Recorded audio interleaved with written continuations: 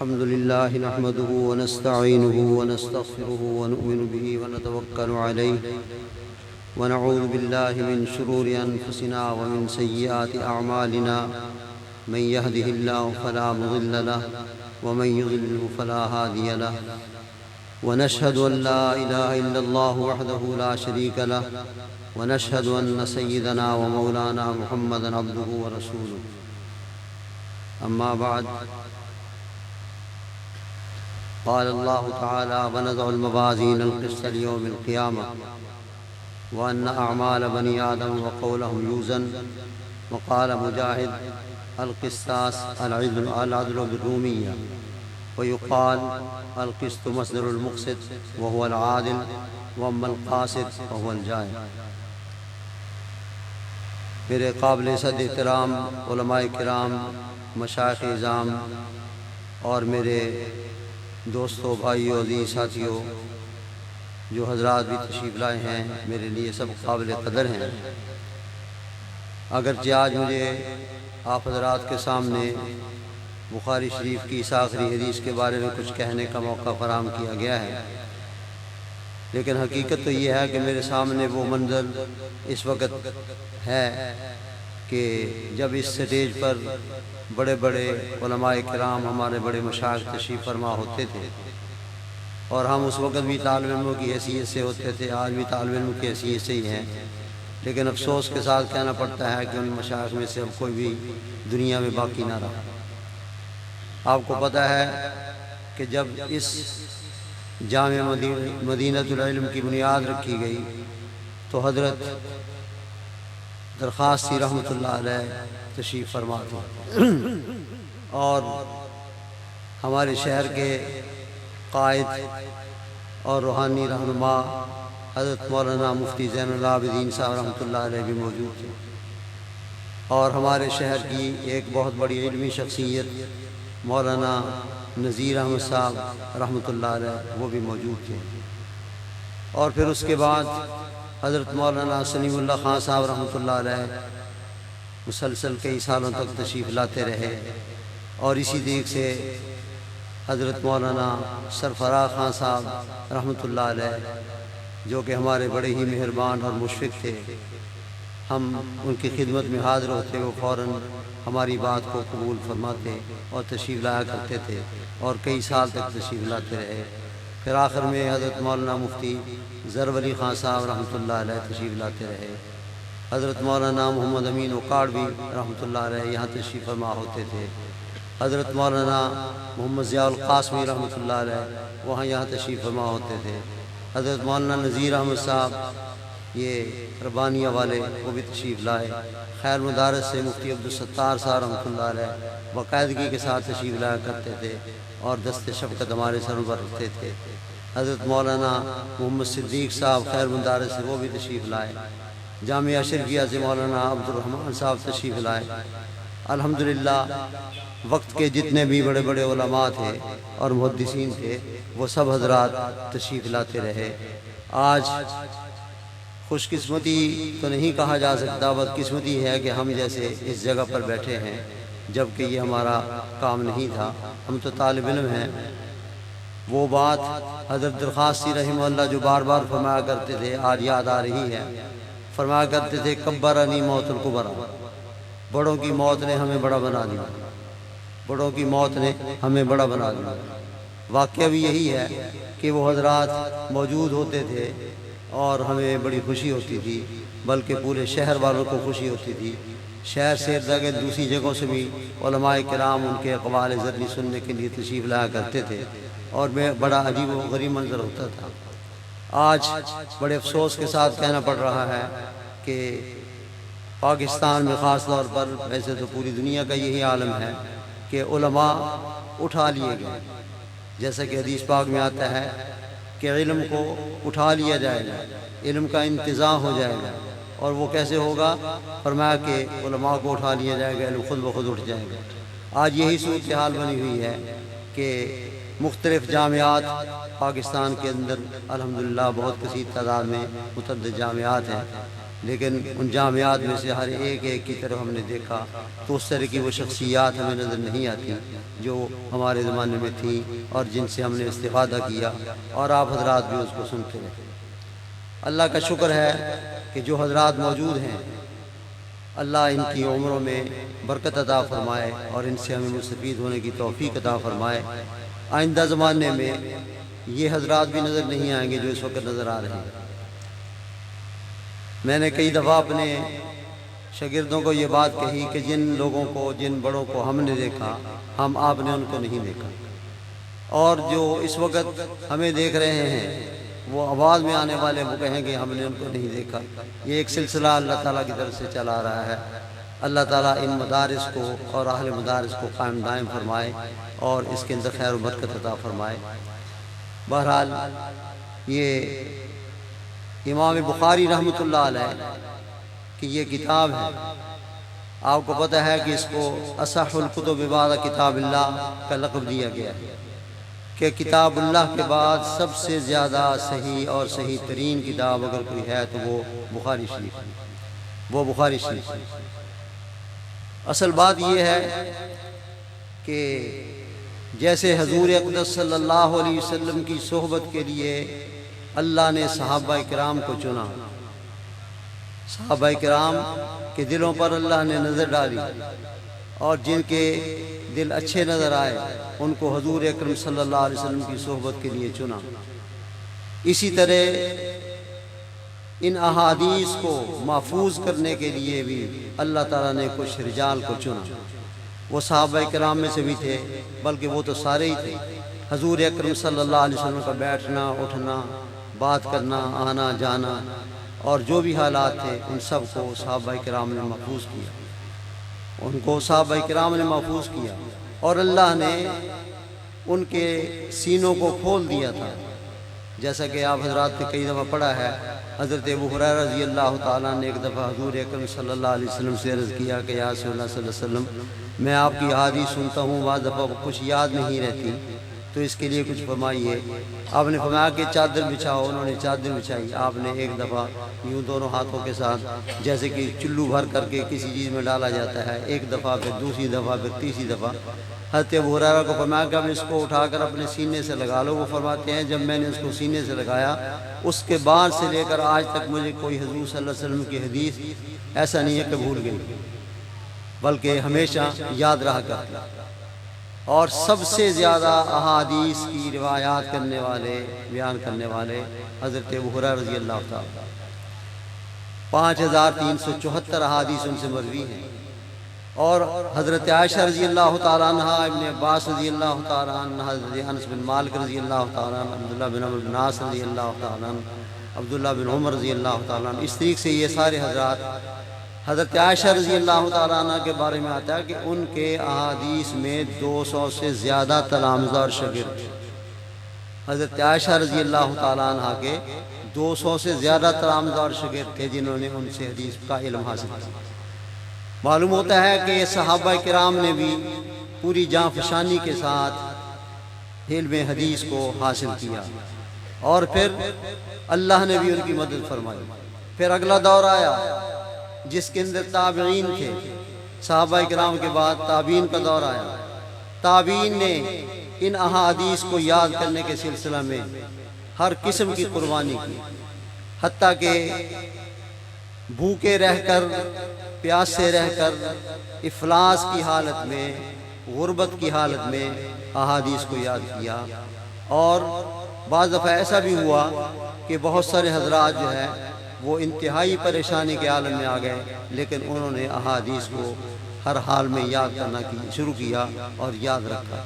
آپ کو معلوم ہوگا کہ امام بخاری رحمۃ اللہ علیہ جن کی کتاب ہمارے سامنے اس وقت موجود ہے، انہوں نے اتنی زیادہ مشقتیں اٹھائی ہیں، اتنی زیادہ مشقتیں اٹھائی ہیں کہ آج ہم ان کا تصور بھی نہیں کر سکتے، آج ہم ان کا تصور بھی نہیں کر سکتے، لیکن علم حدیث کو ہر طرح پر انہوں نے محفوظ کیا۔ اس بخاری شریف کے لکھے جانے سے پہلے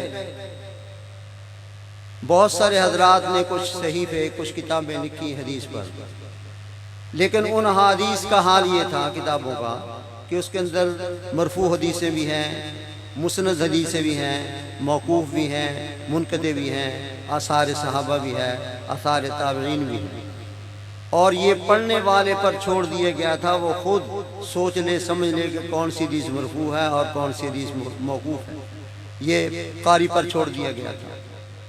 حضرت اسحاق بن راہویہ رحمۃ اللہ علیہ جو امام بخاری رحمۃ اللہ علیہ کے شیخ ہیں، انہوں نے ایک دن دوران سب یہ بات کہی کہ میرا جی یہ چاہتا ہے کہ کوئی شخص ایسا پیدا ہو اور یہ کام کرے کہ تمام صحیح احادیث کو، مرفوع اور مسند احادیث کو ایک جگہ پر جمع کرے اور دوسری احادیث کو ان کے ساتھ جمع نہ کرے۔ اللہ کی شان یہ ہے کہ امام بخاری رحمہ اللہ اس مجلس کے اندر بیٹھے تھے، ان تلامذہ کے اندر تھے، اللہ نے یہ بات ان کے دل میں بٹھا دی اور پھر اللہ نے ان کو توفیق دی کہ سب سے پہلے انہوں نے یہ بخاری شریف اسی انداز سے دی۔ تو اس کے اندر جتنی احادیث ہیں ساری مرفوع احادیث ہیں اور مسند احادیث ہیں۔ اگر کوئی موقوف وغیرہ حدیث آئی ہے وہ تابع اور شاہد ہونے کے اعتبار سے اس کو لایا گیا ہے، لیکن اصلاً جو حدیث ہے وہ مرفوع ہے یا مسند حدیث ہوتی ہے۔ یہ امام بخاری رحمۃ اللہ علیہ کو اللہ رب العزت نے یہ احساس عطا فرمایا، اور پھر 16 برس کے اندر اس کتاب کو انہوں نے لکھا۔ 16 برس میں اس کتاب کو امام بخاری رحمۃ اللہ علیہ نے لکھا، اور اندازہ لگائیں کہ بخارا کے اندر جب امام بخاری رحمۃ اللہ علیہ موجود تھے، بخارا کے حاکم نے جن کا نام خالد بن احمد تھا، امام بخاری رحمۃ اللہ علیہ کو پیغام بھیجا کہ آپ مجھے اور میری اولاد کو بخاری شریف پڑھانے کے لیے ہمارے گھر تشریف لایا کریں۔ امام بخاری رحمۃ اللہ علیہ وہ بہت اونچے درجے کے لوگ تھے، بہت اونچے درجے کے آدمی تھے۔ انہوں نے فرمایا کہ اس طرح میں علم حدیث کو ذلیل نہیں کرنا چاہتا کہ یہ پڑھانے کے لیے تمہارے دروازے پر۔ انہوں نے پھر دوبارہ پیغام بھیجا کہ اگر آپ ایسا نہیں کر سکتے تو میں اور میری اولاد آپ کے گھر میں آپ کے پاس آ جایا کریں گے، لیکن اتنا تو آپ کریں کہ اس مجلس کے اندر کوئی ہمارے علاوہ اور شریک نہ ہو۔ امام بخاری رحمۃ اللہ علیہ نے اس کے جواب میں فرمایا کہ یہ علم حدیث ہے، اس سے کسی کو روکا نہیں جا سکتا، اس سے کسی کو روکا نہیں جا سکتا، ایسا نہیں ہو سکتا۔ وہ ضد میں آ گیا، اس نے امام بخاری رحمۃ اللہ علیہ کو وہاں سے نکال دیا اور نکل جانے کا حکم دیا۔ اب وہاں سے بیکن چلے گئے، اور بیکن میں رہنے کے بعد پھر سمرقند کا ارادہ کیا، اور سمرقند جانے کے لیے جب نکلے تو راستہ میں خرتنگ جگہ آئی جہاں ان کے عزہ و کروا رہتے تھے۔ رمضان المبارک کا مہینہ شروع ہوا، وہاں پر آپ نے قیام کیا، رمضان المبارک کا مہینہ گزارا۔ سمرقند والوں کی طرف سے پیغام آیا تھا ہمارے ہاں تشریف لائیں، آپ کی بڑی مانگ ہے، لوگ آپ کو چاہتے ہیں، لیکن جب آپ نے جانے کا ارادہ کیا تو وہاں سے پیغام آ گیا کہ یہاں حالات ناسازگار ہیں، یہاں تشریف نہ لائیں۔ تو بہت ہی پریشانی ہوئی، اپنے گھر سے باہر چلے گئے، بیکن سے سمرقند کے لیے نکلے، خرتنگ میں رکے، اور ادھر سے رمضان شریف کا مہینہ آ گیا۔ پھر جانے کے جب ارادہ کیا تو وہاں سے پیغام آیا، تو انہوں نے ایک دعا کی اور یوں کہا کہ یا اللہ اللہم ذاق الارض علی بما رحبت فاقبضنی الیک، اللہم ذاقت علی الارض بما رحبت فاقبضنی الیک۔ یا اللہ یہ تیری زمین باوجود تمام کشادگیوں کے مجھ پر تنگ ہو گئی ہے، اب آپ اپنے پاس مجھے بلا لیں، اب آپ مجھے اپنے پاس بلا لیں۔ ایک مہینہ گزرا تھا، اللہ کو پیارے عبد الواحد بن آدم ایک بہت بڑے محدث ہیں، وہ فرماتے ہیں کہ جب ان کا انتقال ہوا، یہ دوسری جگہ میں تھے، تو فرمایا کہ میں نے خواب کے اندر دیکھا تو حضور اکرم صلی اللہ علیہ وسلم کھڑے ہیں، ان کے ساتھ حضرت ابو بکر عمر رضی اللہ تعالیٰ عنہ گئے ہیں۔ تو میں نے سلام کیا اور عرض کیا کہ یا صلی اللہ علیہ وسلم آپ کیسے تشریف لائے، کیسے کھڑے ہیں؟ فرمایا کہ امام بخاری کے انتظار میں کھڑے ہیں، امام بخاری کو لینے آئے ہیں، ان کے انتظار میں کھڑے ہیں۔ جب انہوں نے دیکھا بعد میں تو وہی وقت تھا جس وقت ان کو خواب آیا کہ وہ امام بخاری رحمۃ اللہ علیہ اس دنیا سے تشریف لے گئے تھے، ان کا انتقال ہوا۔ تو اس طریق سے گویا کہ مشقتوں کو برداشت کیا اور سب کچھ انہوں نے برداشت کیا، اور ان کے حالات میں لکھا ہے کہ بعض دفعہ انہوں نے گھاس کھا کر کے گزارا کیا، درخت کے پتے کھا کر کے گزارا کیا، لیکن اللہ کے پیغمبر کی احادیث کے ساتھ اتنا شغف تھا، اتنا لگاؤ تھا، اتنا تعلق تھا کہ ان کی خدمت کے اندر لگے رہے اور رات کو دن کو ہر وقت ان کا یہی کام تھا کہ احادیث کے اندر وہ غور و فکر کرتے۔ ان کے ایک شاگرد کہتے ہیں ایک رات مجھے ان کے ساتھ رہنا پڑا، میں حضرت کے ساتھ رہا تو میں نے دیکھا تو ایک دفعہ چکماک نکالا، چکماک ایک پتھر ہوتے ہیں اور ان کو ایک دوسرے کے ساتھ گھسایا جائے تو آگ نکلتی ہے، چکماک سے آگ نکالی اور قلم کے ساتھ کاغذ پر کچھ لکھا، پھر سو گئے۔ پھر تھوڑی دیر کے بعد پھر ایسے ہی آگ روشن کی، کچھ لکھا، پھر سو گئے۔ فرمایا 15 یا 20 دفعہ پوری رات کے اندر جاگتے رہے اور کچھ نہ کچھ لکھتے رہے۔ اور اس کے بعد یہ ہے کہ صبح کے وقت میں نے عرض کیا حضرت میں جو حالت خدمت تھا، آپ کسی خدمت کے لیے مجھے جگا لیتے، چلو میں آپ کا کچھ تعاون کرتا، کچھ مدد کرتا۔ فرمایا کہ تم نوجوان ہو، میں نے کہا اس کی نیند کیا خراب کرنی ہے، میں خود ہی کرتا۔ آپ اندازہ فرمائیں کہ جس رات میں 15-20 دفعہ جاگنا ہو اور لکھنا ہو تو وہ رات سونے والی رات ہے یا جاگنے والی؟ گویا کہ سونے کی حالت میں بھی احادیث کو لکھ رہے ہیں اور احادیث کے اندر فکر کر رہے ہیں، جو بات یاد آئی اس کو لکھ لیا۔ اللہ رب العزت نے اتنا زیادہ گویا کہ احادیث کے سلسلہ میں ان حضرات کو آگے بڑھا، پھر اللہ نے ان کے ذہن کو بھی اتنا بلند و بالا کر دیا، تیز کر دیا کہ جس کی مثال کا ملنا مشکل ہے۔ امام بخاری رحمۃ اللہ علیہ کے حالات میں بہت سارے واقعات ہیں اور آپ حضرات نے سنے ہوں گے۔ ایک واقعہ مشہور ہے، وہ میں عرض کرتا ہوں۔ بغداد میں جب تشریف لے گئے اور بہت شہرت ہو گئی تھی کہ بہت بڑے عالم ہیں، بہت بڑے محدث ہیں، احادیث کے ساتھ بڑا شغف ہے، تو وہاں وہ بھی علمی مرکز تھا، بغداد بھی علم کا بہت بڑا مرکز تھا۔ تو وہاں کے علماء اکٹھے ہوئے، سارے علماء نے اکٹھے ہو کر 10 علماء کو چنا اور ان 10 علماء میں سے ہر ایک عالم کو 10 حدیثیں یاد کرنے کا کہا۔ ایک نے 10 حدیثیں یاد کی، دوسرے نے، تیسرے نے، 10 علماء نے گویا کہ 100 حدیثیں یاد کی۔ اور کس طرح یاد کی کہ اس کی سند کے اندر بھی ترمیم کی اور تبدیلی کی، اور جو متن کے الفاظ تھے اس کے اندر بھی ترمیم اور تبدیلی کی۔ چنانچہ امام بخاری رحمۃ اللہ علیہ جب وہاں پر تشریف لے گئے، اسی طرح علماء کا مجمع ہے، دائیں بائیں بیٹھے ہوئے ہیں، اور سب نے کہا کہ جی ہم آپ کی خدمت میں کچھ حدیث پیش کرنا چاہتے ہیں، فرمایا سناؤ۔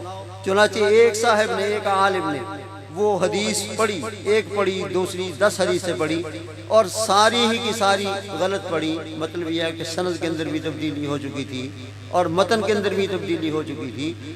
آپ نے ہر حدیث کو سنا تو فرمایا لا ادری، مجھے تو پتہ نہیں یہ حدیث ہے۔ دوسرے کے بارے میں پھر یہی فرمایا لا ادری۔ 10 حدیثوں کے بارے میں لا ادری فرمایا، دوسرے نے پھر اور 10 حدیثیں پڑھی، آپ پھر یہی فرماتے رہے، حتیٰ کہ 10 آدمیوں نے یہ 100 احادیث پڑھی اور آپ نے سب کے بارے میں فرمایا کہ لا ادری۔ جو عوام الناس تھے وہ سمجھے کہ ایسی شہرت حاصل ہوگی، ان کو آتا جاتا کچھ نہیں ہے، ان کو آتا جاتا تو کچھ نہیں ہے، عام لوگوں کو بیچاروں کو کیا پتا۔ لیکن علماء سمجھ گئے، علماء اور خاص طور پر جو حدیث پڑھنے والے تھے وہ سمجھ گئے کہ یہ بہت بڑا آدمی ہے۔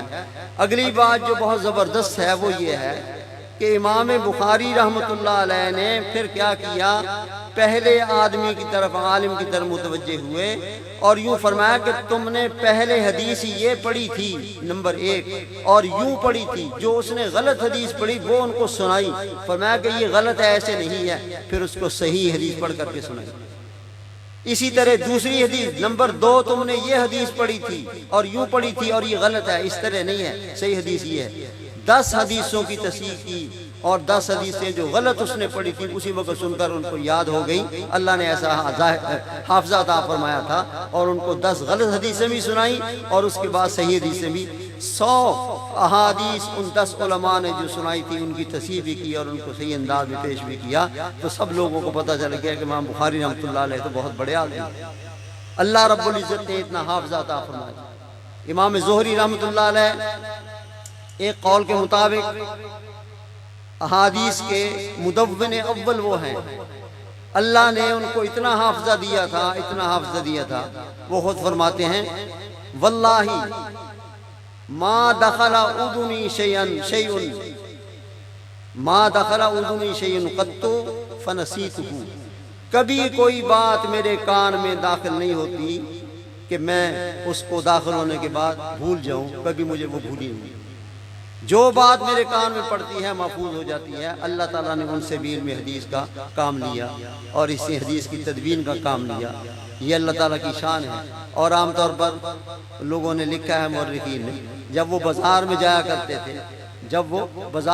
کرتے تھے تو اپنے کانوں میں روئی کے پھمبے ٹھونس لیا کرتے تھے کہ کوئی بات میرے کان میں جو پڑی وہ نکلے گی نہیں، ذہن میں آ جائے گی، خام خواہ فضول باتوں کو جمع کرنے کا کیا فائدہ۔ اس انداز سے وہ نکلا کرتے تھے۔ اللہ تعالیٰ نے اسباب کو بھی گویا کہ متوجہ کر دیا، اور اللہ نے ان حضرات کو توفیق دی علم حدیث کے گویا کہ جمع کرنے کی اور اس کی خدمت کرنے کی۔ توفیق کا معنی توجیہ الاسباب ہی ہوتا ہے۔ اسباب اللہ نے پیدا کر دیے، اور علماء اللہ نے اساتذہ ایسے دے دیے، اور ذہن اللہ تعالیٰ نے ایسا دے دیا۔ اور پھر بہت سارے حضرات ایسے گزرے جنہوں نے اس علم حدیث کی خدمت کے سلسلہ میں بہت ساری قربانیاں دیں، بہت ساری مالی قربانیاں بھی دیں اور جانی قربانیاں بھی دیں۔ امام احمد بن حنبل رحمۃ اللہ علیہ کے بارے میں آتا ہے کہ یمن کے اندر ان کے استاد عبدالرزاق نامی محدث تھے، ان سے علم حدیث حاصل کرنے کے لیے گئے۔ کھانے پینے کے لیے، گزرانے اوقات کے لیے کچھ بھی نہیں تھا، چنانچہ وہاں ازار بند بن کر کے گزارا کرتے رہے۔ ازار بند بنتے تھے، بیچتے تھے اور روٹی کھاتے تھے، اور پڑھتے رہے۔ اس طرح، اور یہ ابن عساکر نے تاریخ دمشق کے اندر یہ بات لکھی ہے، ابن عساکر نے یہ اس کے اندر بات لکھی ہے کہ وہ ازار بن کر کے گزارا کرتے تھے۔ جب واپس آنے لگے تو نان بائی کا کچھ قرضہ جن سے روٹی لے کر کھاتے تھے ذمہ میں تھا۔ فرمایا کہ اور کچھ تو میرے پاس نہیں ہے، یہ جوتے ہیں، یہ اپنے پاس رکھ لو۔ چنانچہ جوتے ان کے پاس رکھے، خود ننگے پاؤں واپس آئے۔ اور اس زمانے میں اکیلے اور تنہا سفر کرنے کا زمانہ نہیں تھا، بلکہ قافلوں کی شکل میں آنا جانا ہوتا تھا۔ قافلہ آ رہا تھا، قافلے والوں سے کہا میں بھی جانا چاہتا ہوں۔ ان کا کہ اتنے پیسے جمع کرو، پیسے ویسے تو ہے نہیں۔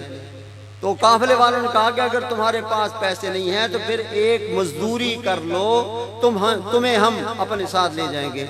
فرمایا کیا مزدوری ہے؟ مزدوری یہ ہے کہ تم جب قافلہ کسی جگہ روکا کرے گا، سب قافلے والوں کے سامان کو اتار کر نیچے رکھنا ہے، اور جب چلنے کا وقت آئے گا سب قافلے والوں کا سامان تم نے اوپر لادنا ہے۔ اور بھی کچھ کام کرنے والے تھے اس طرح۔ تو اور تمہاری مزدوری کیا ہوگی؟ جو ہم کھاتے ہیں تمہیں بھی اپنے ساتھ کھانے میں شامل کر لیا کریں گے، اور گویا کہ وطن میں چلے جائیں گے۔ تو حضرت امام احمد بن حنبل رحمۃ اللہ علیہ نے فرمایا کہ مجھے منظور ہے۔ چنانچہ اسی طرح مزدوری کرتے کرتے اپنے وطن پہنچے۔ لیکن احادیث کے سلسلہ میں کئی لاکھ احادیث ان کو زبانی یاد تھی، کئی لاکھ احادیث ان کو زبانی یاد تھی۔ اور اللہ نے اتنا اونچا مرتبہ عطا فرمایا تھا، اللہ نے اتنا اونچا مرتبہ ان کو عطا فرمایا تھا کہ جب ان کا جنازہ اٹھا تو 8 لاکھ کا مجمع جنازے میں تھا جنہوں نے جنازہ پڑھا، اور 20,000 وہ افراد تھے جو مسلمان ہو گئے ان کے جنازے کو دیکھ کر۔ 20,000 کی تعداد وہ لوگ تھے جو مسلمان نہیں تھے، جنازے کی تعداد کو دیکھ کر کے مسلمان ہو گئے۔ کہ یہ معلوم ہوتا ہے کہ یہ اللہ کا سچا بندہ ہے، اللہ کا یہ سچا بندہ ہے۔ اس طریقے سے گویا کہ حدیث کے علم کو محفوظ کرنے کے لیے لوگوں نے قربانیاں دی۔ یحییٰ بن معین رحمہ اللہ یہ بہت بڑے ناقد ہیں۔ ان کے والد جب فوت ہوئے تو ترکے میں، وراثت میں ان کو اپنے والد کی طرف سے 10,50,000 دراہم ملے تھے۔ مورخ نے لکھا ہے، فرمایا کہ انفقہ کلہ علی الحدیث حتی لم یبق لہ نال یلبسہ، ساری کی ساری رقم علم حدیث کے حاصل کرنے پر خرچ کر دی، حتیٰ کہ جوتا پہننے کے لیے پاؤں میں نہیں تھا، حتیٰ کہ جوتا بھی پہننے کے لیے پاؤں میں نہیں تھا۔ یہاں تک علماء نے لکھا ہے کہ ان حضرات کی قربانیاں۔ اور علی بن عاصم انہوں نے اپنے بیٹے کو کہا، بہت بڑے محدث، 1,00,000 درہم ان کو دیا، فرمایا بیٹا اس وقت تک میں تیرا چہرہ نہ دیکھوں جب تک کہ تجھے 1,00,000 احادیث زبانی یاد نہ ہو۔ چنانچہ انہوں نے زبانی احادیث کو یاد کیا، اپنے والد کی خدمت بھی کرتے رہے۔ اللہ نے اتنا اونچا مقام دیا کہ ان کے حلقہ درس کے اندر 30,000 کی تعداد میں طلباء ہوا کرتے تھے، 30,000 کی تعداد میں طلبہ ہوا کرتے تھے۔ اللہ تعالیٰ نے جب اس قسم کے لوگ قربانی کرنے والے تھے تو اللہ تعالیٰ کی طرف سے مدد بھی آیا کرتی تھی اور لوگوں کے دلوں کے اندر ان کی محبت بھی پیدا ہوا کرتی۔ مصر کے اندر 4 محدث تھے جو خدمت حدیث میں لگے ہوئے تھے، اور چاروں کا نام محمد بن نصر مروزی، محمد بن جریر طبری، محمد بن منذر، محمد بن اسحاق، یہ 4 محدثین تھے خدمت حدیث میں لگے ہوئے تھے، اور اس طرح انہماک کے ساتھ کام کر رہے تھے کہ کھانے پینے کا کوئی مسئلہ جو تھا وہ ختم ہو گیا، کھانے پینے کا سامان ختم ہو گیا، پیسے ختم ہو گئے، 1 دن بھوک کی حالت میں گزر گیا، 2 دن بھوک کی حالت میں گزر گیا، متعدد دن جب گزرنے لگے، موت کے قریب پہنچے، آپس میں مشورہ کر کے کہنے لگے کہ اب تو شرعی طور پر ہمارے لیے مانگنا اور سوال کرنا بھی جائز ہو گیا ہے، اس لیے ہمیں چاہیے کہ لوگوں سے مانگیں اور مانگ کر کے اپنی جان بچائیں، اور واقعہ ان کا ٹھیک ہے۔ لیکن وہ محدث سے مانگنے والے تو تھے نہیں، کون مانگے گا، کوئی تیار نہیں، قرعہ ڈالا گیا، نصر بن مروزی کے نام پر، محمد بن نصر مروزی کے نام پر وہ قرعہ نکلا۔ ان کا جی ٹھیک ہے، جب میرے ذمہ لگ گیا اور قرعہ بھی میرے نام پر نکلا ہے تو میں مانگوں گا۔ بعد میں سوچنے لگے کہ بھئی مانگنا ہی طے ہوا ہے، لیکن یہ تو طے نہیں ہو کہ مانگنا کس سے ہے، میں اپنے اللہ سے مانگتا ہوں، میں اپنے اللہ سے مانگتا ہوں۔ کھڑے ہو گئے، وضو کیا، نماز پڑھنی شروع کی، اللہ سے مانگنا شروع کیا نماز کے بعد۔ چنانچہ اللہ رب العزت کی طرف سے رحمت متوجہ ہوئی۔ ابن طالون مصر کا جو سربراہ تھا، حاکم تھا، خواب کے اندر حضور اقدس صلی اللہ علیہ وسلم کی زیارت ہوئی، فرمایا کہ ہمارے بندوں کی خبر لو، ہمارے بندوں کی، ہمارے خادموں کی اور ہمارے مہمانوں کی خبر لو۔ آنکھ کھلی، وزراء کو اکٹھا کیا کہ کون ہیں حضور اکرم صلی اللہ علیہ وسلم نے جن کو اپنے بندے قرار دیا یا اپنے خادم قرار دیا، تلاش کرو۔ تلاش کیا، پتہ چل گیا، تو اس نے 1000 دینار اور کھانا بہترین قسم کا تیار کر کے بھیجا، فرمایا کہ یہ ان کو دے دو اور یوں کہو کہ میں خود بھی ان کی زیارت کے لیے حاضر ہونا چاہتا ہوں۔ چنانچہ وہ کھانا ان کو پہنچ گیا اور انہوں نے کھایا، اور اسی طریقے سے مثلا ان کا جو سلسلہ تھا وہ آگے چلا، اور پیسے انہوں نے اپنی ضروریات کے لیے خرچ کیے، لیکن آپس میں سوچنے لگے کہ ہمارا راز افشا ہو چکا ہے، اس لیے اب ہمارا یہاں رہنا مناسب نہیں، وہاں سے چھوڑ کر چلے گئے، وہاں سے چھوڑ کر چلے گئے۔ مقصد عرض کرنے کا یہ ہے کہ اللہ رب العزت کی طرف سے ایسے لوگوں کو پیدا کیا گیا جنہوں نے دین کا کام کیا۔ اور پھر میں یہ کرنا چاہتا تھا کہ تابعین کے دور میں بھی لوگوں نے اس علم حدیث کی حفاظت کے لیے، احادیث کی حفاظت کے لیے بہت کاوشیں کی، بہت ان کی مسائل جمیلہ موجود ہیں۔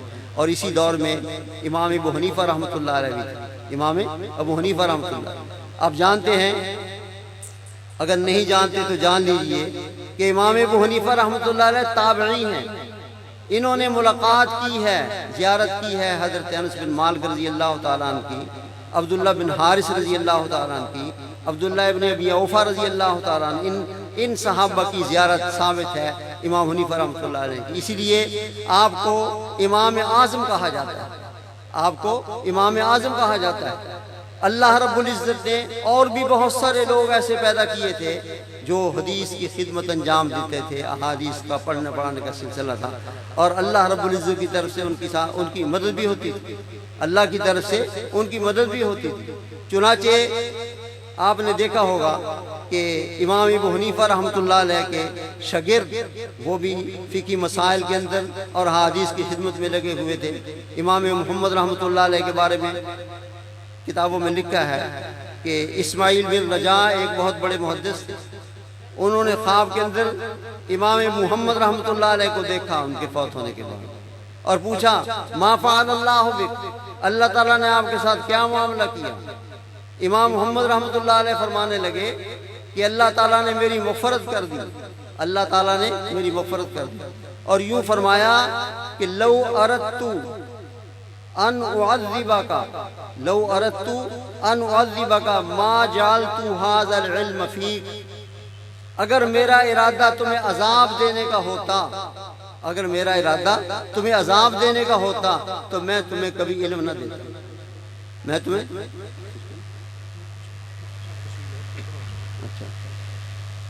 تو امام محمد رحمۃ اللہ علیہ نے یوں فرمایا کہ اللہ رب العزت نے یہ بات ارشاد فرمائی۔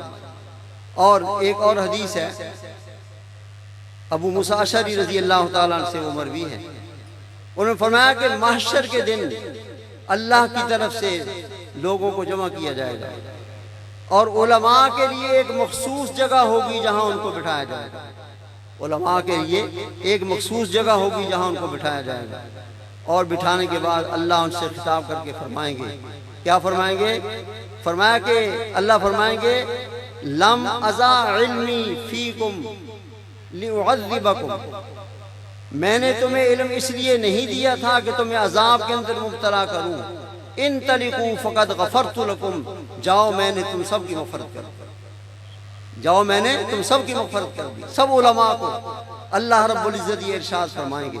تو معلوم ہوتا ہے کہ جن لوگوں نے اس علم دین کے لیے کوششیں کی ہیں اللہ ان کی کوششوں کو ضائع نہیں فرمائیں گے۔ خاص طور پر علماء، آج دنیا کے اندر ان کی قدر ہے یا نہیں ہے اس کو چھوڑ دیجئے، لیکن اللہ رب العزت کے ہاں ان کی قدر و منزلت یہ ہوگی کہ اللہ فرما دیں گے کہ اگر میں نے تمہیں عذاب دینا ہوتا تو پھر میں تمہیں علم نہ دیتا۔ علم کا دینا یہ اس بات کی دلیل ہے کہ تمہیں عذاب نہیں ہوگا۔ چنانچہ اللہ رب العزت فرمائیں گے انطلقوا فقد غفرت لکم، جاؤ میں نے تم سب کی میں نے مغفرت کر دی۔ تو مقصد عرض کرنے کا یہ ہے کہ علماء نے ہر زمانے کے اندر علم حدیث کی حفاظت کے لیے محنت کی اور کوشش کی، اور اتنا گویا کہ عشق تھا حضور اکرم صلی اللہ علیہ وسلم کی احادیث کے ساتھ اور ان کے یاد کرنے کے ساتھ۔ ایک کتاب میں لکھا ہے، فرمایا کہ دمشق کے بہت بڑے محدث عبد الرحمن بن میسر خواب کے اندر حضور اکرم صلی اللہ علیہ وسلم کی زیارت کی، خواب کے اندر حضور صلی اللہ علیہ وسلم کی زیارت، فوراً ذہن میں یہ بات آئی کہ میں آپ صلی اللہ علیہ وسلم سے کیا عرض کروں، کیا دعا کراؤں؟ تو فوراً یوں کہنے لگے یا رسول اللہ صلی اللہ علیہ وسلم ادعو لی ان اکون عقولا للحدیث ووعاء لہ، اے اللہ کے پیغمبر میرے لیے دعا کر دیجئے کہ میں سب سے زیادہ علم حدیث کو سمجھنے والا بن جاؤں اور اس کے لیے ضرب بن جاؤں۔ حضور سے یہ دعا کریں۔ ابن حجر عسقلانی رحمۃ اللہ علیہ فرماتے ہیں طلب علم کے ابتدائی دور میں جب زمزم کا پانی پینے لگا تو میں نے یہ دعا مانگی، یا اللہ حفظ حدیث کے سلسلہ میں مجھے وہ ذہن عطا فرما جو تو نے علامہ ذہبی کو عطا فرمایا، جو تو نے علامہ ذہبی کو دیا ہے ذہن، وہ مجھے عطا فرما۔ بعض والی علماء نے لکھا ہے ابن حجر عسقلانی رحمۃ اللہ علیہ کو اللہ تعالیٰ نے ان سے بھی آگے بڑھا دیا، ان سے بھی آگے بڑھا دیا۔ میں عرض یہ کرنا چاہتا ہوں کہ بیٹھتے ہوئے، اٹھتے ہوئے، سوتے ہوئے، جاگتے ہوئے ہر وقت علم حدیث ذہن پر چھایا ہوا تھا، اور اس کو حاصل کرنے کے لیے ہر ممکن کوشش کی جاتی تھی، اور اللہ تعالیٰ اس کے اندر کامیابی بھی نصیب فرماتے تھے۔ بہرحال ابتدائی طور پر یہ باتیں میں نے عرض کی ہیں۔ امام بخاری رحمۃ اللہ علیہ نے یہ جو آخری باب باندھا ہے، آپ کو پتہ ہے کہ یہ آخری باب ہے، اور اس میں فرمایا کہ اللہ تعالیٰ کا ارشاد ہے وَنَضَعُ الْمَوَازِينَ الْقِسْطَ۔ ایک بات تو یہ ہے کہ یہ معتزلہ فرقہ اور دیگر فرق باطلہ کی تردید میں یہ باب باندھا گیا ہے، یہ باب باندھا گیا ہے۔ چنانچہ اس کے اندر سب سے پہلے امام بخاری نے اپنی عادت کے مطابق قرآن پاک کی آیت کو لکھا ہے، اور یہ بھی اس میں پتہ چلتا ہے کہ امام بخاری حافظ حدیث ہی نہیں تھے بلکہ حافظ قرآن بھی تھے۔ اکثر ابواب کے شروع میں قرآن پاک کی آیت کو پہلے لکھتے ہیں، پھر اس کے بعد حدیث کو لکھتے ہیں۔ یہاں پر وَنَضَعُ الْمَوَازِينَ الْقِسْطَ لِيَوْمِ الْقِيَامَةِ لکھا، اور اس کے بارے میں علماء نے بہت ساری باتیں کی ہیں۔ آپ حضرات طلباء چونکہ موجود ہیں اور ان کا سبق ہے، اس لیے چند باتیں عرض کرتا ہوں۔ ایک تو یہ ہے کہ اس کا ترجمہ تو یاد ہے آپ کو کہ ہم موازین یعنی ترازو رکھیں گے انصاف کا قیامت کے دن، ہم ترازو رکھیں گے انصاف کا قیامت کے دن۔ تو موازین میزان کی جمع ہے، موازین میزان کی جمع۔ میزان کس کو کہتے ہیں؟ جس کے ساتھ وہ آلہ جس کے ساتھ اشیاء کا اندازہ متعین کیا جاتا ہے، جس کے ساتھ اشیاء کا اندازہ متعین کیا جاتا ہے، اس آلے کو گویا کہ میزان کہتے ہیں۔ اور پھر یہاں سوال پیدا ہوا کہ موازین ہے، یہاں پر جمع کا لفظ ہے، تو کیا ایک ترازو ہوگی یا زیادہ ترازو ہوگی؟ بعض حضرات نے کہا زیادہ ترازو ہوں گے، اس لیے جمع کا لفظ بولا گیا۔ جو دل کے اعمال ہیں ان کا وزن کرنے کے لیے علیحدہ ترازو ہوگا، زبان سے جو اعمال جو باتیں صادر ہوتی ہیں نکلتی ہیں ان کے وزن کرنے کے لیے علیحدہ اللہ ہوگا، ترازو ہوگا، علی ھذا القیاس۔ لیکن راجح بات یہ ہے کہ یہ موازین اگرچہ جمع ہے لیکن ترازو ایک ہی ہوگی۔ جمع کا لفظ یہ تفخیم شان کے لیے ذکر کیا گیا ہے۔ علماء نے اس کی مثال دی ہے، حاشیے پر بھی لکھا ہوا ہے، کذبت قوم نوح المرسلین، قوم نوح نے مرسلین کو جھٹلایا۔ مرسلین تو جمع ہے، حالانکہ انہوں نے تو نوح علیہ السلام کو جھٹلایا، فرمایا تفخیم شان کے لیے ایسا کہا گیا۔ ایسے یہاں پر بھی موازین جمع کا لفظ بولا گیا، یہ تفخیم شان کے لیے۔ اور اس کے بعد پھر قسط کا لفظ ہے، قسط مصدر ہے، اور یہ صفت ہے موازین کی۔ یہاں پر وہی طالب علم سوال ہوتا ہے کہ موصوف سے کے درمیان مطابقت ہونی چاہیے جمع تثنیہ وغیرہ کے اعتبار سے، یہاں تو مطابقت نہیں ہے کیونکہ موازین جمع ہے، قسط مفرد ہے۔ تو اس کے متعدد جواب دیے گئے ہیں۔ ایک جواب تو یہ دیا گیا ہے کہ یہ قسط جو ہے یہ مصدر ہے، اور مصدر لا یثنی ولا یجمع، وہ تثنیہ جمع نہیں ہوتا۔ اگر اس کو صفت لانا ہے ایک کی تب بھی وہی ہوگا، دو کی صفت لانا ہے تب بھی وہی ہوگا، تین کی صفت لانا تب بھی وہی ہوگا۔ ایک تو اس کا یہ جواب دیا گیا، اور دوسرے بعض حضرات نے یہ بھی فرمایا کہ یہاں اصل میں کس سے پہلے ذوات کا لفظ محذوف ہے، تو معنی یہ ہوگا وَنَزَعُ الْمَوَازِينَ ذَوَاتَ الْقِسْطِ، ذوات ذات کی جمع ہے اور موازین بھی جمع ہے، وہ موصوف ہے، یہ صفت ہے، تو جمع کی صفت جمع بن گئی تو سوال ختم ہو گیا۔ اور بعض حضرات نے یوں بھی فرمایا کہ قسط جو ہے یہ مفعول لہو ہے، لِأَجَلِ الْقِسْطِ کے معنی میں، یہ اس کی صفت ہے ہی نہیں بلکہ یہ کیا ہے، مفعول لہو ہے، لِأَجَلِ الْقِسْطِ کے معنی میں۔ آگے لیوم القیامہ کے اندر بھی یہی ایک سوال ہے، لام جو ہے یہ تعلیلیہ ہے، لِأَجَلِ یوم القیامہ یا لحساب یوم القیامہ، لحساب یوم القیامہ، یا یہ ہے کہ لام فی کے معنی میں ہے، جیسا کہ علامہ زجاج فرماتے ہیں کہ ایک حرف جر دوسری حرف جر کی جگہ پر استعمال ہوتا رہتا ہے، تو اس لیے یہ لام جو ہے فی کے معنی میں، بعضوں کا یہ توقید کے لیے وقت یوم القیامہ۔ آگے فرمایا کہ بَأَنَّ أَعْمَالَ بَنِي آدَمَ وَقَوْلَهُمْ يُوزَنُ، بنی آدم کے اعمال اور ان کے اقوال کا وزن کیا جائے گا۔ بنی آدم کے اعمال کا اور اقوال کا وزن کیا جائے گا۔ اقوال کا معنی کیا ہوا؟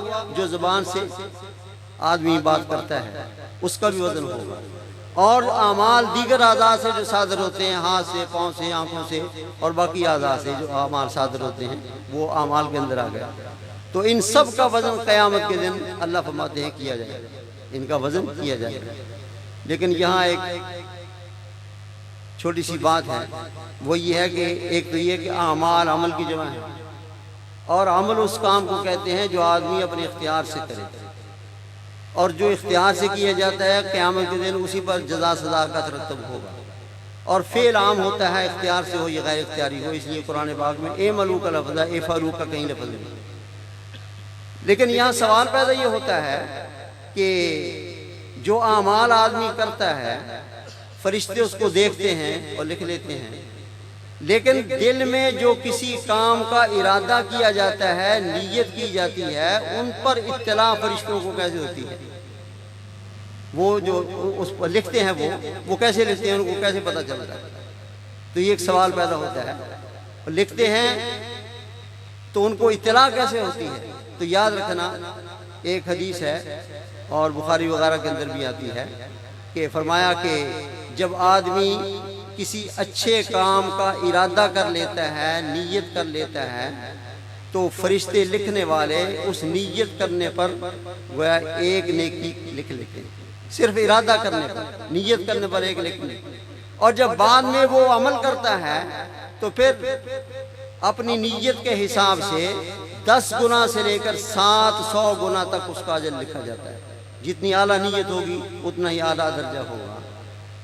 اور اسی طریقے سے جو شخص کسی برے کام کے کرنے کا ارادہ کرتا ہے تو فرشتہ معلوم ہو جاتا ہے اس کو، لیکن لکھتا نہیں ہے، اس کو حکم نہیں ہے کہ لکھے۔ جب وہ کام برا کرنے والا کر لیتا ہے پھر اس پر ایک گویا کہ گناہ کا کام اس نے کیا یہ لکھا جاتا ہے۔ اب یہاں پر یہی سوال پیدا ہوتا ہے کہ ان کو کیسے پتہ چل گیا؟ یہ تو نیت کا مسئلہ ہے، ارادے کا مسئلہ ہے۔ تو اس میں حضرت سفیان ثوری رحمۃ اللہ علیہ نے، سفیان ثوری نہیں بلکہ سفیان بن عیینہ رحمۃ اللہ علیہ، یہ بہت بڑے آدمی تھے اور انہوں نے 6 سال کی عمر میں قرآن پاک حفظ کر لیا تھا۔ اللہ نے بہت اونچا مقام عطا فرمایا۔ انہوں نے فرمایا کہ جب کوئی آدمی اچھے کام کا ارادہ کرتا ہے تو اس اچھے کام کی خوشبو اس کے اندر پیدا ہو جاتی ہے، اور اس خوشبو کو سونگھ کر کے فرشتے کیا کرتے ہیں؟ اس کے لیے نیکی لکھتے ہیں۔ اور جب برے کام کا ارادہ کرتا ہے تو پھر کیا ہوتا ہے؟ فرمایا کہ اس کی وجہ سے بدبو پیدا ہوتی ہے، ان کو پتہ چلتا ہے کسی برے کام کا اس نے ارادہ کیا۔ یہ حضرت سفیان بن عیینہ رحمۃ اللہ علیہ نے یہ بات ارشاد فرمائی، اور اس کی تائید احادیث سے بھی ہوتی ہے، جیسا کہ حضرت جابر رضی اللہ تعالیٰ نے ارشاد فرماتے ہیں، اور مسند امام احمد کی یہ حدیث ہے، فرمایا کہ ہم حضور اکرم صلی اللہ علیہ وسلم کے ساتھ سفر سے واپس آ رہے تھے، مدینہ طیبہ کے قریب پہنچے تو ایک بدبودار ہوا چلی۔ حضور اکرم صلی اللہ علیہ وسلم نے فرمایا کہ اتدرون ما هذه ریح منتنہ، یہ بدبودار ہوا کس چیز کی تمہیں پتہ ہے؟ صحابہ کرام کی عادت یہ تھی اللہ و رسول عالم کہہ دیتے تھے یا خاموش ہو جاتے تھے، تو حضور اکرم صلی اللہ علیہ وسلم فرمایا کہ هذه ریح الذین یغتابون المؤمنین، فرمایا کہ یہ ان لوگوں کی بدبو ہے جو ایمان والوں کی غیبت کر رہے ہیں، جو ایمان والوں کی غیبت کر رہے ہیں۔ تو معلوم ہوتا ہے کہ برے اعمال کے اندر بدبو ہوتی ہے۔ برے اعمال میں ایک اور حدیث پاک ہے، سیاستہ میں موجود ہے، فرمایا کہ من اذا کذب العبد تباعد عنہ الملک میلا من نتن ما جاء بہ، فرمایا کہ جب کوئی بندہ جھوٹ بولتا ہے تو فرشتہ 1 میل دور بھاگ جاتا ہے اس بدبو کی وجہ سے جو یہ اس نے پیدا کی، جو اس نے پیدا کی اس کی بدبو کی وجہ سے وہ 1 میل دور بھاگ جاتا ہے۔ تو معلوم ہوتا ہے کہ برے کاموں کے اندر کیا ہوتی ہے؟ بدبو ہوتی ہے، اور اچھے کاموں کے اندر خوشبو ہوتی ہے۔ تو جب آدمی نیت اس بات کی کر لیتا ہے، نیت کرنا یہ بھی ایک عمل ہے، تو اس کا فرشتوں کو پتہ چل جاتا ہے، اس کے حساب سے اس کا لکھنا نہ لکھنا ہوتا ہے۔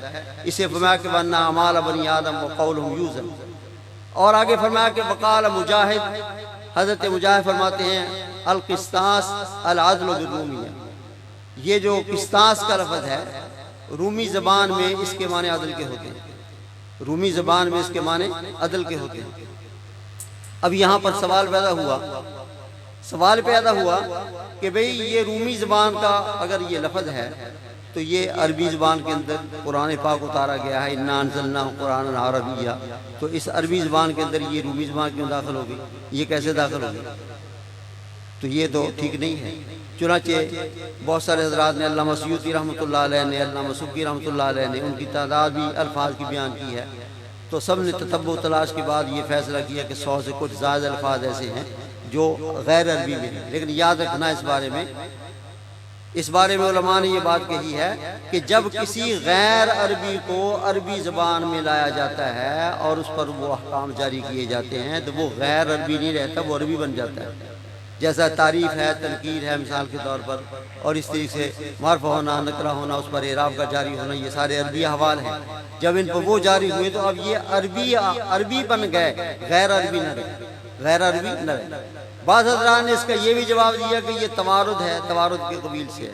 توارد کا معنی ہوتا ہے کہ ایک زبان کے اندر ایک لفظ جس معنی میں استعمال ہوتا ہے دوسری زبان کے اندر بھی وہی لفظ اسی معنی میں استعمال ہو رہا ہے۔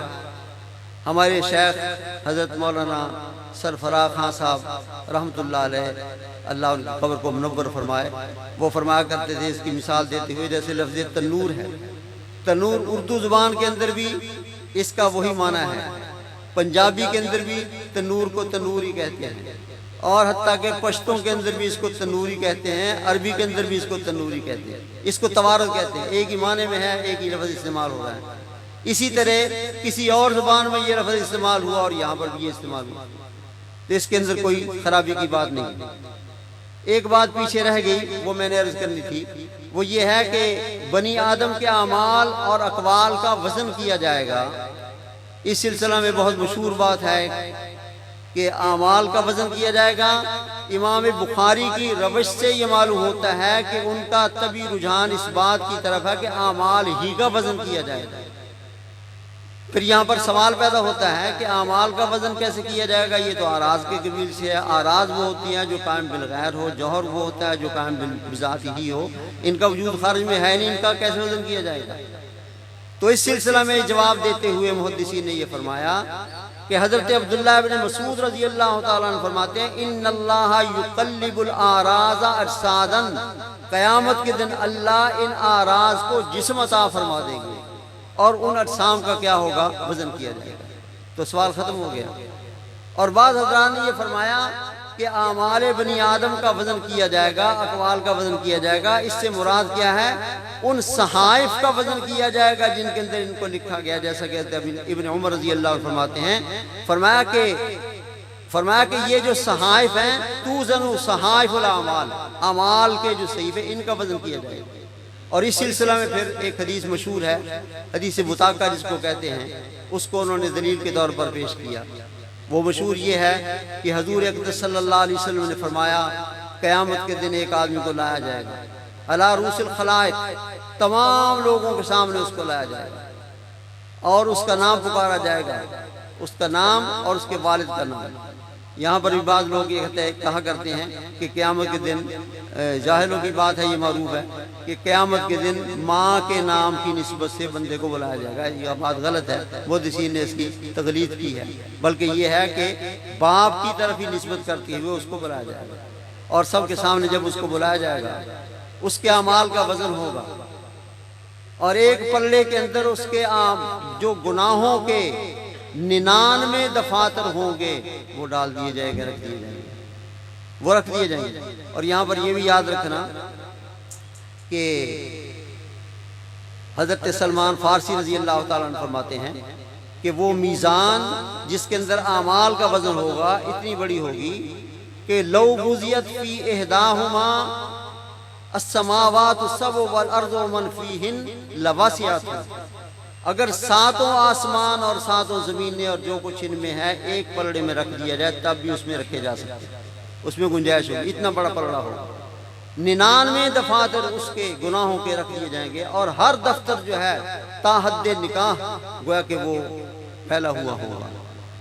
اب دوسرا بڑا ظاہر ہے کہ ہلکا ہے، نیکیوں کا ہلکا وہ ہلکا ہے اور اس میں کچھ وزن نہیں، اور یہ وزن کی وجہ سے، گناہوں کے وزن کی وجہ سے جھکے ہوئے ہیں۔ اب اس شخص کو یقین ہوگا کہ مجھے جہنم میں ڈال دیا جائے گا۔ اللہ فرمائے گا رکو، آج کسی پر کوئی ظلم نہیں کیا جائے گا، ایک کاغذ کا پرزہ ہے، اس کو یہاں پر رکھ دیا جائے دوسرے پلڑے میں۔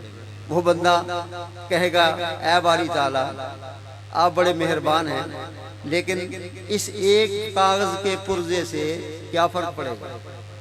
یہ 99 دفاتر ہیں ایک پلڑے کے اندر اور وہ پلڑا جھکا ہوا ہے، ایک پرزہ کاغذ کا۔ اللہ فرمائیں گے کہ نہیں، آج عدل و انصاف سے کام لیا جائے گا۔ چنانچہ اس دوسرے پرزے کو جب دوسرے خالی پلڑے کے اندر جو اوپر اٹھا ہوا ہے رکھا جائے گا تو حدیث میں آتا ہے وہ پلڑا جھک جائے گا۔ 99 دفاتر والا جو پلڑا تھا وہ کیا ہے؟ اوپر ہو جائے گا، ہلکا ہو جائے گا، اور اس کاغذ کے پرزے پر کیا لکھا ہوگا؟ اشہد ان لا الہ الا اللہ واشہد ان محمد عبدہ ورسولہ۔ یہ کلمے کا اتنا زیادہ وزن ہوگا کہ وہ پلڑا جھک جائے گا۔ اور ہمارے حضرت فرمایا کرتے تھے، حضرت مولانا سرفراز خان صاحب رحمۃ اللہ علیہ فرمایا کہ یوں نہ سمجھنا کہ صرف ہم نے کلمہ پڑھ لیا یہ کافی، اعمال کی ضرورت نہیں۔ یہ اس شخص کے لیے ہے جس نے ساری زندگی کفر کیا لیکن توبہ کا دروازہ بند ہونے سے پہلے توبہ کر کے کلمہ پڑھ لیا، اس کے کلمے کا اتنا وزن ہے کہ ان الاسلام یہدی ما کان قبلہ، اسلام کی وجہ سے سب گزشتہ گناہوں کو اللہ معاف فرماتے ہیں۔ تو اس لیے معلوم ہوا کہ صحائف کا وزن ہوگا۔ کس کا وزن ہوگا؟ صحائف کا وزن ہوگا۔ ایک اور حدیث میں آتا ہے کہ حضور اقدس صلی اللہ علیہ وسلم نے ایک دفعہ تشریف فرما تھے، حضرت انس رضی اللہ تعالیٰ عنہ روایت فرماتے ہیں، صحابہ کرام بھی موجود تھے، حضور صلی اللہ علیہ وسلم ہنسنے لگے، صحابہ میں بیٹھے کو بات نہیں ہوئی، ہنسنے لگے۔ صحابہ نے عرض کی یا رسول اللہ صلی اللہ علیہ وسلم ما ضحکک، آپ کو کس چیز نے ہنسایا؟ فرمایا کہ اس بندے کی گفتگو نے مجھے ہنسایا جو قیامت کے دن اللہ سے گفتگو کرے گا۔ پھر خود ہی فرمایا کہ وہ اللہ سے گفتگو یہ کرے گا کہ یا اللہ کیا تو نے اپنے عذاب سے مجھے پناہ نہیں دی؟ تو نے مجھے اپنے عذاب سے نہیں بلکہ عدل و ظلم سے، تو نے ظلم سے مجھے پناہ نہیں دی۔ اللہ فرمائیں گے کہ ہاں آج کسی پر ظلم نہیں ہوگا۔ وہ کہے گا کہ یا اللہ میں اپنے خلاف کسی گواہی کو جائز نہیں سمجھتا، ہاں البتہ میرے جسم سے اگر گواہی میرے اعمال کے خلاف ہو، میرے خلاف ہو، میں اس کو تسلیم کروں گا۔ اللہ فرمائیں گے ٹھیک ہے، اللہ فرمائیں گے ٹھیک ہے، چنانچہ اس کے منہ کو مہر لگا دی جائے گی۔ الیوم نختم علی افواہہم، جیسے قرآن پاک میں اللہ فرماتے ہیں، اور اعضاء کو حکم دے گا، اللہ اعضاء کو حکم دیں گے، ہاتھ بولیں گے یا اللہ اس نے یہ گناہ کیا، یہ گناہ کیا، یہ گناہ کیا، اس نے یہ غلط لکھا، یہ فیصلہ غلط کیا، یہ کام کیا۔ آنکھیں گویا کہ شہادت دے گی، ہاتھ شہادت دیں گے، پاؤں شہادت دیں گے، انسان کا چمڑا شہادت دے گا کہ یا اللہ اس نے یہ گناہ کیے ہیں۔ چنانچہ اس کے منہ پر جب مہر لگی ہوئی ہے اعضاء کی شہادتیں ہو جائیں گی، اللہ تعالیٰ اس مہر کو ختم کر دیں گے، پھر یہ بولے گا اور اپنے اعضاء کی طرف مخاطب ہو کر کہے گا کہ تمہاری ہلاکت ہو، تمہیں ہی تو جہنم کی آگ سے بچانے کے لیے یہ میں نے کیا تھا، تم نے میرے اپنے خلاف ہی گواہی شروع کر دی، جاؤ پھر جہنم میں چلے جاؤ۔ اللہ رب العزت کی طرف سے عدل و انصاف کا اتنا بازار گرم ہوگا کہ اس کے اندر ذرہ برابر بھی ظلم کا سوال پیدا نہیں ہوتا، ذرہ برابر بھی ظلم کا سوال پیدا نہیں ہوتا۔ اس لیے ایک حدیث میں آتا ہے، ایک صحابی حضور اکرم صلی اللہ علیہ وسلم کی خدمت میں حاضر ہو کر عرض کرنے لگے، یا رسول اللہ صلی اللہ علیہ وسلم میرے دو غلام ہیں اور وہ مجھ سے بہت جھوٹ بولتے ہیں، خیانت کرتے ہیں اور میری بات نہیں مانتے، بدلے کے اندر میں ان کو برا بھلا کہتا ہوں، سب و شتم ان کو کرتا ہوں، بعض دفعہ ان کو مارتا بھی ہوں، تو ہمارا قیامت کے دن کیا معاملہ ہوگا، کیا حساب ہوگا، کیا انصاف ہوگا؟ حضور اکرم صلی اللہ علیہ وسلم نے ارشاد فرمایا کہ بھئی بات یہ ہے کہ تمہارا سب و شتم کرنا، اس کو مارنا اور ان کا جھوٹ بولنا، خیانت کرنا، ان کا وزن ہوگا۔ اگر تو برابر سرابر ہوا تو پھر تو نہ کچھ لینا نہ دینا، معافی ہو جائے گی، کوئی مسئلہ نہیں ہے۔ لیکن اگر ان کی زیارتی ہے اور تمہارا جو مارنا ہے سزا دینا یہ کم ہوا تو تمہاری طرف سے احسان سمجھا جائے گا۔ لیکن اگر تمہارا مارنا، سب و شتم کرنا یہ زیادہ ہوا اور ان کی خیانت وغیرہ جھوٹ بولنا یہ کم ہوا، پھر تم سے قصاص لیا جائے گا اور اس کا بدلہ لیا جائے گا۔ تو وہ کہتے ہیں وہ بندہ ایک طرف بیٹھ گیا اور اونچی اونچی رونے لگ گیا اپنے آخرت کے احوال کو یاد کر کے کہ میرے ساتھ کیا معاملہ ہوگا۔ پھر آخرکار کہنے لگے، یا رسول اللہ صلی اللہ علیہ وسلم اس کے سوا مجھے کوئی چارہ کار نظر نہیں آتا کہ میں ان دونوں کو آزاد کرتا، ان دونوں کو اللہ کے نام پر آزاد کرتا۔ اور حضور اکرم صلی اللہ علیہ وسلم نے جب وہ سو رو رہا تھا فرمایا کہ تم نے قرآن پاک کے اندر یہ آیت نہیں پڑھی، وَنَزَعُ الْمَوَازِينَ الْقِسْطَ لِيَوْمِ الْقِيَامَةِ فَلَا تُظْلَمُ نَفْسٌ شَيْئًا۔ چنانچہ اللہ رب العزت کی طرف سے یہ آیت جو ہے اس وقت حضور صلی اللہ علیہ وسلم نے ان کو سنائی۔ بہرحال آگے امام بخاری رحمۃ اللہ علیہ نے فرمایا کہ قسطاس کا لفظ جو ہے اس کے معنی رومی زبان کے اندر عدل کے ہیں، اور آگے فرمایا القسط مصدر المقسط، قسط جو ہے یہ مقسط کا مصدر ہے۔ یہاں سوال پیدا ہوا مقسط کا مصدر کیسے ہو گیا؟ مقسط کا مصدر تو ہے ایک ساتھ، وہ مزید فی ہے، اور قسط جو ہے یہ مجرد ہے، جس کا مصدر کیسے ہو گیا؟ تو علماء نے لکھا ہے اور یہاں بین صدور بھی لکھا ہے بحذف الزوائد، زائد حروف کو حذف کر دیا جائے تو قاف سین تین ہی باقی تا باقی رہ جاتا ہے، قاف سین تا باقی رہ جاتا ہے، تو اس کا معنی یہ ہوا کہ اس میں کوئی خرابی نہیں۔ آگے فرمایا کہ وَأَمَّا الْقَاسِطُ فَهُوَ الْجَائِزُ، اس میں قرآن پاک کی آیت کی طرف اشارہ کیا، وَأَمَّا الْقَاسِطُونَ فَكَانُوا لِجَهَنَّمَ حَطَبًا، جو ظلم کرنے والے ہیں وہ قیامت کے دن جہنم کا ایندھن بنے گا، جہنم کا ایندھن بنے گا۔ اور قرآن پاک کے اندر ایک دوسری آیت ہے ان اللہ یحب المقسطین، وہ باب افعال سے ہے، جو انصاف کرنے والے ہیں اللہ ان سے محبت کرتے ہیں، اللہ ان سے محبت کرتے ہیں۔ تو معلوم ہوا قاسط یہ جو ہے یہ کس سے بنا ہے؟ یہ قسط سے بنا ہے، اور مقسط قسط سے بنا ہے۔ قسط کے معنی عدل و انصاف کے ہوتے ہیں اور قسط کے معنی ظلم کے ہوتے ہیں۔ آگے جو حدیث پاک بیان فرمایا کہ حدثنا احمد بن اشکاب، اشکاب بھی ہے اشکاب بھی ہے، دونوں طرف پڑھا جا سکتا ہے۔ اور دوسرے نمبر پر جو راوی ہیں ان کے استاد ہیں ان کا نام محمد بن فضیل ہے، تیسرے عمارہ بن قعقاع ہے، اور چوتھے ابو زرع رضی اللہ تعالی رحمہ اللہ، اور آخر میں حضرت ابو ہریرہ رضی اللہ تعالیٰ عنہ۔ احمد بن اشکاب جو ہیں یہ ان کا نام نہیں ہے، نام ان کا مجمع ہے، ابو عبداللہ ان کی کنیت ہے، اور سن 217 یا 18 ہجری کے اندر ان کا انتقال ہوا ہے۔ اور محمد بن فضیل یہ بہت بڑے درجے کے راوی ہیں، اور ان سے حضرت سفیان ثوری، امام احمد بن حنبل رحمہ اللہ، اور اسی طریق سے حضرت اسحاق بن راہویہ ان سے روایات کو بیان کرتے ہیں۔ معلوم ہوتا ہے کہ بہت قابل اعتماد اور مضبوط راوی ہیں۔ اور تیسرے نمبر پر جو فرمایا عمارہ بن قعقاع، یہ عمارہ بن قعقاع جو ہے ان کے بارے میں امام نسائی نے، ابن معین نے کہا ہے کہ یہ ثقہ ہے، اور اس چیز سے ابو حاتم رازی جو ہیں وہ بھی فرماتے ہیں کہ یہ صالح الحدیث ہیں۔ معلوم ہوتا ہے یہ بھی مضبوط راوی ہے۔ امام آگے ابو زرع کا لفظ آیا ہے، ابو زرع یہ ان کی کنیت ہے، ابو زرع ان کی کنیت ہے۔ ان کا نام اس میں اختلاف ہے، کسی نے کچھ ذکر کیا، کسی نے کچھ ذکر کیا، لیکن وقت کے بہت بڑے امام تھے، اور امام العلل ان کو کہا جاتا تھا۔ امام مسلم رحمۃ اللہ علیہ نے جب مسلم شریف کا مسودہ تیار کیا تو ان کی خدمت میں پیش کیا، اور یوں کہا کہ جن احادیث میں کوئی علت آپ کو نظر آئے آپ نشاندہی کیجئے، میں اپنی کتاب میں ان احادیث کو ذکر نہیں کروں گا۔ چنانچہ انہوں نے ان مسودے کو دیکھا، اور اس کے اندر جو چند ایک احادیث ان کو معلول نظر آئیں جن کو علت تھی، نشاندہی کی، انہوں نے ان کو ختم کر دیا۔ اتنے بڑے آدمی تھے امام ابو زرع رحمہ اللہ، اور اللہ رب العزت، اور یہ جو امام ابو زرع ہیں یہ ابو ہریرہ رضی اللہ تعالیٰ عنہ سے روایت کرتے ہیں، حضرت امیر معاویہ رضی اللہ تعالیٰ عنہ سے روایت کرتے ہیں، اور اپنے دادا جریر بن عبداللہ بجلی ان سے بھی یہ روایت کرتے ہیں۔ اللہ نے ان کو بہت نوازا، اور یہ شاگرد خاص ہیں حضرت ابو ہریرہ رضی اللہ تعالیٰ عنہ۔ آگے حضرت ابو ہریرہ رضی اللہ تعالیٰ عنہ بیان فرماتے ہیں۔ ابو ہریرہ کے بارے میں کیا بتایا جائے تو یہ تو بہت بڑی مشہور شخصیت ہے، اللہ رب العزت نے ان کو بہت نوازا، اور حدیث کے سلسلہ میں ان سے بہت بڑا کام لیا، اور ان کے اندر بہت ساری اللہ نے خوبیاں رکھی تھی۔ ایک خوبی یہ تھی کہ اپنے اچھے حالات کے زمانے میں جو تنگ دستی کا زمانہ تھا اس کو بھولے نہیں بلکہ یاد رکھا۔ آپ کو پتہ ہے کہ جب یہ حضور اکرم صلی اللہ علیہ وسلم کے ساتھ رہا کرتے تھے، کھانے پینے کا کوئی بندوبست نہیں تھا، بعض دفعہ بھوک کی شدت کی وجہ سے بے ہوش ہو کر گر پڑتے تھے، اور لوگ سمجھتے تھے کہ ان کو مرگی کی مرض ہے، اس لیے گردن پر پاؤں رکھ کر چلتے تھے۔ اس زمانے میں مرگی کی مرض کا یہ علاج سمجھا جاتا تھا۔ خود فرماتے ہیں کہ مرگی کچھ نہیں ہوتی تھی، بھوک کی شدت کی وجہ سے میں بے ہوش ہو کر گر جایا کرتا تھا۔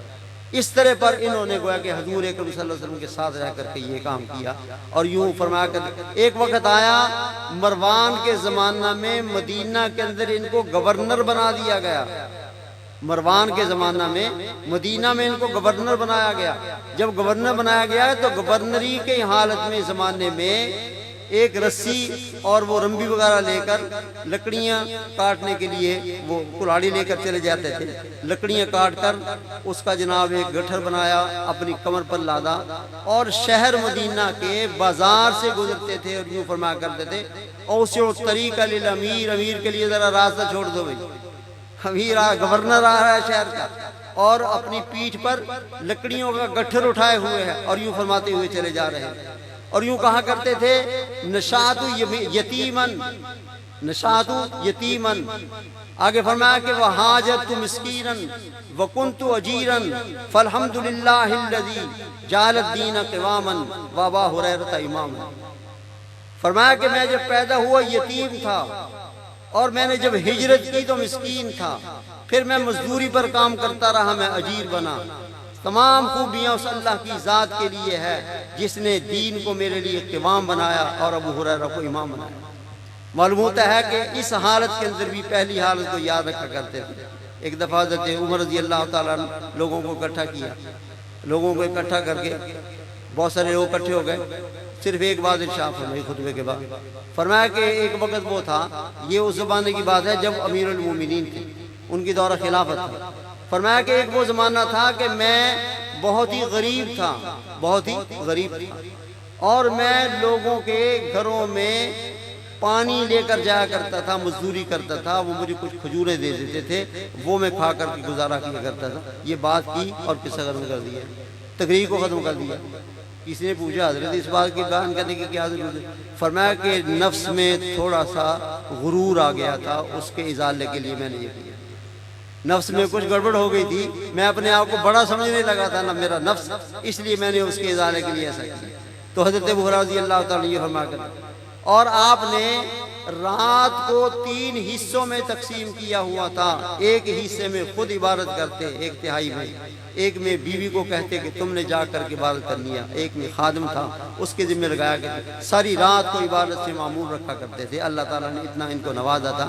یہ اس حدیث کو بیان فرما رہے ہیں کہ حضور اکرم صلی اللہ علیہ وسلم نے ارشاد فرمایا، کلمتان حبیبتان الی الرحمن خفیفتان علی اللسان، 2 کلمے جو رحمان کی طرف بہت زیادہ محبوب ہیں، رحمان کو بہت زیادہ محبوب ہے۔ محدثین نے لکھا ہے کہ کلموں کے محبوب ہونے کا کیا مطلب؟ فرمایا اس کا مطلب یہ ہے کہ جو ان کلموں کو پڑھتا ہے وہ اللہ کا محبوب بن جاتا ہے، جو ان کلموں کو پڑھتا ہے وہ اللہ کا محبوب بن جاتا ہے۔ اور فرمایا کہ وہ خفیفتان علی اللسان، زبان پر خفیف ہیں، ہلکے پھلکے ہیں، نہ ان کے اندر کوئی حروف مستعلیہ ہے اور نہ حروف شدیدہ ہے کوئی، اور نہ کوئی اور مشکل لفظ ہے جیسے مستشزرات، تقاقات، اس قسم کے الفاظ بڑے مشکل ہوتے ہیں، کوئی ایسا لفظ نہیں، ہلکے پھلکے الفاظ ہیں۔ آگے پھر سوال پیدا ہوتا تھا کہ ہلکے پھلکے الفاظ ہیں، اس کا معنی یہ ہے کہ اجر بھی کم ملے گا؟ فرمایا کہ نہیں، اجر کے اعتبار سے یہ ہے کہ ثقیلتان فی المیزان، میزان میں جب رکھا جائے گا تو بہت زیادہ ان کا وزن ہوگا، بہت زیادہ ان کا وزن ہوگا۔ اور وہ الفاظ کون سے ہیں؟ فرمایا سبحان اللہ و بحمدہ سبحان اللہ العظیم، یہ 2 کلمے۔ اور یہاں کلمتان کا لفظ بول رہا لیکن مراد کلام ہی ہے، یہ یاد رکھنا، کلمتان کا لفظ بول رہا ہے بلکہ اس سے مراد کیا ہے؟ 2 کلمے نہیں، 2 کلامے ہیں۔ بعض دفعہ عرف کے اندر کلام پر بھی کلمے کا اطلاق ہوتا ہے، جیسے مثال کے طور پر کہتے ہیں کلمہ شہادت۔ اب کلمہ شہادت تو نہیں ہوتا، وہ تو کلام ہے، لا الہ، کلمہ شہادت اشہد ان لا الہ الا اللہ و اشہد ان محمد رسول اللہ، یہ تو پورا کلام ہے۔ تو اس لیے اس پر کلام پر کلمے کا اطلاق، یہاں پر بھی کلام پر کلمے کا اطلاق ہو رہا ہے۔ اور فرمایا کہ سبحان اللہ و بحمدہ سبحان اللہ العظیم، اور یہ بڑا جامع لفظ ہے۔ سبحان کے معنی ہوتے ہیں اللہ رب العزت تمام عیوب و نقائص سے پاک ہے۔ اللہ تعالیٰ کی صفات 2 قسم کی ہیں، ایک ایجابی ہیں، ایک سلبی ہیں۔ ایک ایجابی ہیں، ایک ایجابی کا معنی اللہ علیم ہے، قدیر ہے، خالق ہے، رازق ہے، مالک ہے، جس میں ہے آتا ہے، یہ سب ایجابی اللہ کی صفات ہیں۔ اور ایک کے اندر سلبی صفات ہیں دوسرے نمبر پر، وہ کون سی؟ اللہ تعالیٰ کا شریک کوئی نہیں، اللہ تعالیٰ سوتا نہیں، اللہ تعالیٰ کھاتا نہیں، اللہ تعالیٰ پیتا نہیں، اللہ ظلم نہیں کرتا، جن میں یہ نہیں آ رہا ہے، یہ گویا کہ سلبی صفات ہے اللہ تعالیٰ کی۔ سبحان کے اندر گویا کہ سلبی صفات سے نفی ہے کہ اللہ تعالیٰ کے اندر ایسی کوئی صفت نہیں، نہ وہ اس کا کوئی شریک نہیں ہے، فلاں صفت نہیں ہے، فلاں صفت نہیں ہے۔ اور وَبِحَمْدِهِ کے اندر یہ بتا دیا گیا کہ جتنی ایجابی صفتیں سب اللہ کے لیے، کمال کی صفتیں سب اللہ تعالیٰ کے لیے ثابت ہیں۔